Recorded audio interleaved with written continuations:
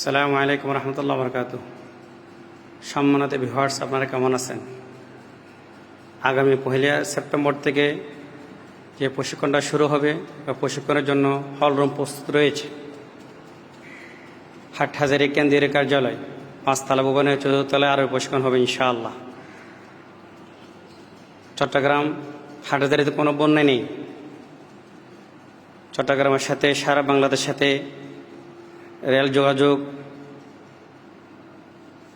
বাস যোগাযোগ স্বাভাবিক রয়েছে।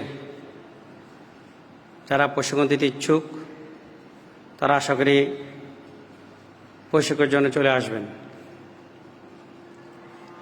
আর এই দাওয়াতি কাজে সবাই শরীক হবেন।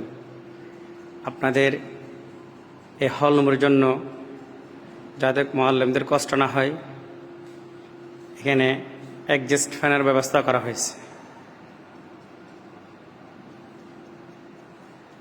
আল্লাহ হাফেজ।